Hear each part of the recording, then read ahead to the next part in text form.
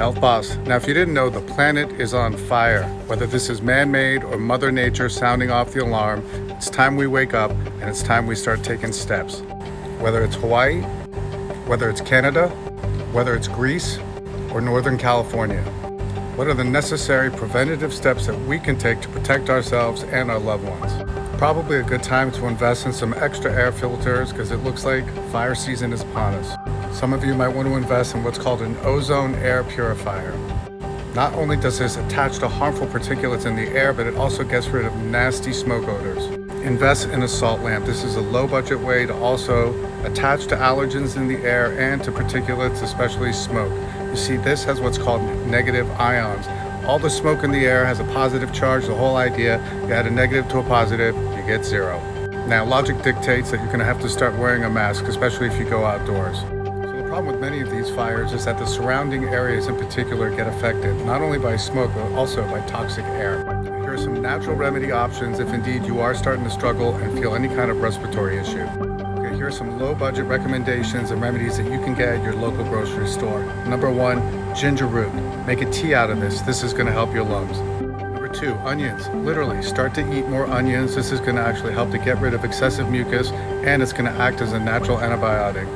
Watercress is an excellent natural way to get rid of phlegm and to help a cough. Make some tea with a handful of oregano, or you can do the same with a handful of thyme. Now, when it comes to natural remedies that are maybe harder to find, the next go-to is wild cherry bark. You can drink this as a tea or take the extract. It has a unique ability to really dry out excessive mucus, and it helps to put a lid out on that cough.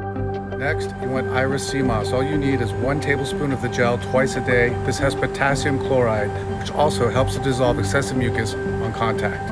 Mullein leaf extract, 1 milliliter, is also excellent to help deal with a coughing fit or any kind of respiratory crisis. Next, you want to explore black seed oil, half a teaspoon twice a day. Now, many people don't like the way it tastes. They compare it to turpentine, so you may want to take a capsule. Eye Bright, ordinarily used for eyes and allergies, is also excellent for respiratory problems. And next, you want to get oregano oil, cold pressed oregano oil. This stuff is some of the strongest, and to me, it's one of the best ways to deal with any kind of respiratory crisis. Second best to that would be thyme extract, which is also just as strong because it has the same anti-inflammatory, antibacterial, antifungal, antimicrobial properties.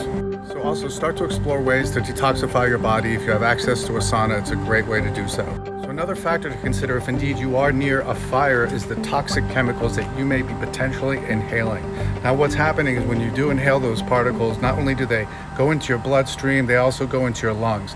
One good way to get rid of this is with something called binders. My first go-to is something called activated charcoal. Now, if you didn't know, activated charcoal is so effective, they actually use this in the ER to pump people's stomach who are overdosing on drugs or who have food poisoning. The next binder is something called bentonite clay. Again, all of these particles have negative ions in them, which actually help to absorb toxins in our body. Factor in that the toxins in your body have a positive charge. Again, we're adding a negative to a positive. The whole goal is to get zero. And then diatomaceous earth, again, is a binder that also has negative ions, that also has the ability to absorb toxins in your bowel to help you poop them out. Also, if able, start to increase your fiber intake. That way you're pooping more often. That way you're helping your body to detoxify more often.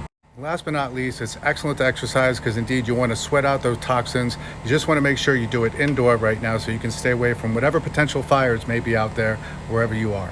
So I'm not sure whether this is caused by pollution, greenhouse effects, maybe a solar flare, or maybe there's a secret war going on with secret weapons. How about we start focusing on the solution instead of always focusing on the problem?